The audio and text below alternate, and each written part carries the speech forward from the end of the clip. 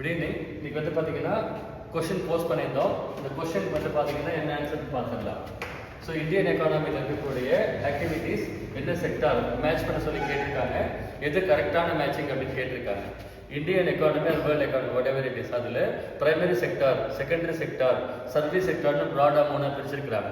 Primary செக்டார்னா பூமியிலிருந்து எடுக்கக்கூடிய தொழில்கள், செகண்டரி செக்டார்னா இரண்டாம் நிலை தொழில்கள் சொல்லுவாங்க, சர்வீஸ் செக்டார்னா சேவைத்துறை அல்லது டெர்ஷியரி செக்டார்னு சொல்லுவாங்க, கடைநிலைத்துறைன்னு சொல்லுவாங்க.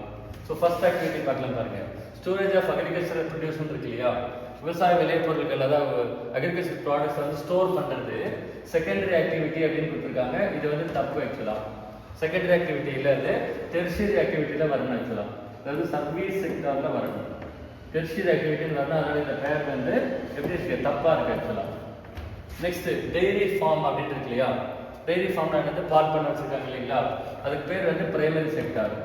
பால் எடுத்துட்டு வராங்க, அதை வச்சு நம்ம டிஸ்ட்ரிபியூட் பண்றாங்க, அதுக்கு பிரைமரி செக்டார். இது கரெக்ட் ஆக்சுவலாக. மினரல் எக்ஸ்ப்ளோரேஷன், தாது பொருட்கள் பூமியிலிருந்து எடுக்கிறோம் இல்லையா, தங்கம், வைரம், அந்த மாதிரி இரும்பு, அதனுடைய தாது பொருட்கள், அது வந்து டெர்ஷியரி செக்டார்னு கொடுத்துருக்காங்க. அது தப்பு ஆக்சுவலாக. அது வந்து என்ன வரணும், பிரைமரி செக்டார்னு சொல்லுவாங்க. பூமியிலிருந்து இருக்கக்கூடிய முதலாம் நிலை தொழில்களுக்கு பிரைமரி செக்டார்னு பேர்.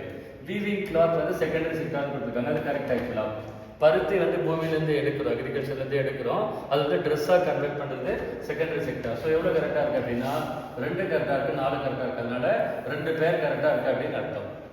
தேங்க்யூ.